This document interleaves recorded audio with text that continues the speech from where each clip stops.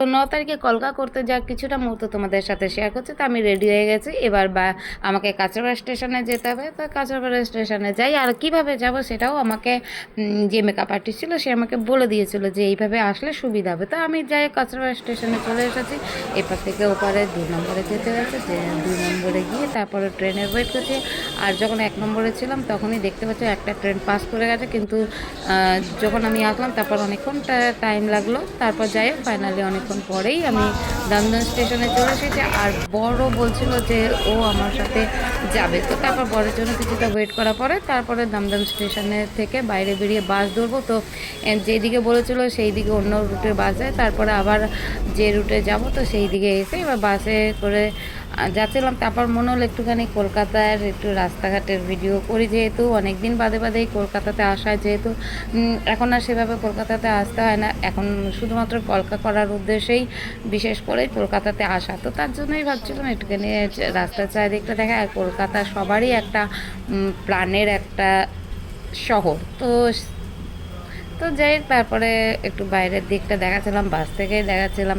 তো হঠাৎই বাইরেটা দেখতে দেখতে হঠাৎই এই দিক দিয়ে রাস্তার দিকে তাকিয়ে হঠাৎ বাসটা দাঁড়িয়েছিল। হঠাৎ দেখছি যে এইটা তো হচ্ছে রবীন্দ্রভারতী ইউনিভার্সিটি, আর এই ইউনিভার্সিটিতে আমি কয়েকবার পিএইচডির জন্য এন্ট্রান্স দিয়েছিলাম। তো তার জন্য খুব ভালো লাগছিলো, যেহেতু এখন আর সেভাবে পড়াশোনাও করা হয় না, আর এখন আর ইউনিভার্সিটিতেও আসা হবেও না। তো তার জন্য ভাবলাম যে একটু বাইরে থেকে একটুখানি ইউনিভার্সিটিটার ভিডিও করি।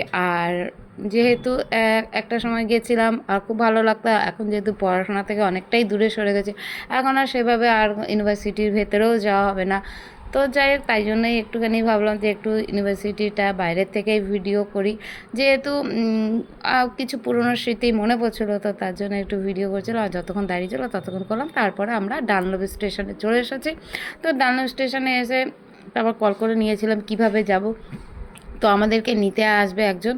তো তারপর আমরা এখানে এসে অনেকক্ষণ ওয়েট করছিলাম। তো অনেকক্ষণ এবার চারিদিকটা দেখাচ্ছিলাম, আর আমরা এখানে আমরা এখন ডানলপে চলে এসেছি, আর যে বিয়ে বাড়িতে যাবো কলকা করতে, তো তার জন্য ওয়েট করছি, বলছে আসছে। তো দেখি কতক্ষণে আসে। আর বিয়ে বাড়িটাতে গিয়ে কী ডিজাইন করবো সেটাও তোমাদের সাথে শেয়ার করবো। কতটা কাজ আমি শেয়ার করতে পারবো জানি না, কিন্তু ডিজাইন করা অবস্থায় পারবো কিনা জানি না, ভিডিও করা অবস্থায়, কিন্তু কাজটা তোমাদের সাথে শেয়ার করবো। তো আমার পুরো ভিডিওর সাথে থাকো, দেখি পারি নাকি ভিডিও করতে।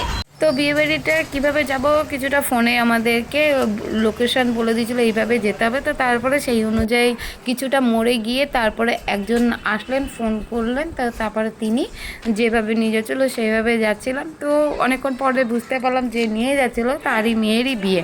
তো যেহেতু কিছুই জানি না, যেভাবে নিয়ে যাচ্ছে তার ওনার পেছন পেছনে যাচ্ছে। তো তারপর যাচ্ছি,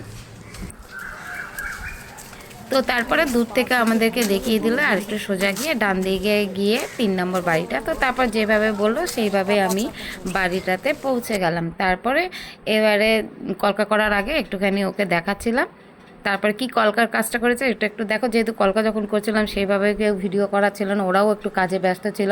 তো তার জন্য প্রথমে আমাকে এইভাবে বলেছিল, তো এইভাবে ডিজাইনটা করেছিলাম। তারপরে একটুখানি যেহেতু ওর শাড়িটা পিঙ্কের মধ্যে ছিল, তো তারপরে একটুখানি পিঙ্কের একটু টাচ দিয়েছিলাম। তারপর গাল কলকা একটু চেয়েছিল, তারপর গাল কলকাও করে নিয়েছি। তো তারপরে অনেকক্ষণ ওয়েট করার পরে তারপরে বললো যে একটু হাতে একটু ডিজাইন করে নিতে, যেহেতু মেহেন্দি বানা আর ওর একটা শখও ছিল। তো তারপরে এইভাবে এই ডিজাইনগুলো ক্রিয়েট হলো। তো তারপরে আমার যেহেতু কাজ হয়ে গেছে আবার বাড়ি ফিরতে হবে, তাই জন্য আমাকে বললো যে তোমরা বাড়ি চলে যাও। তো তারপরে আমি এবার বাড়ির দিকে রওনা দিয়েছি। আজকের ভিডিও তোমাদের কেমন লেগেছে তোমরা অবশ্যই কমেন্টে জানাবে। টাটা সবাইকে।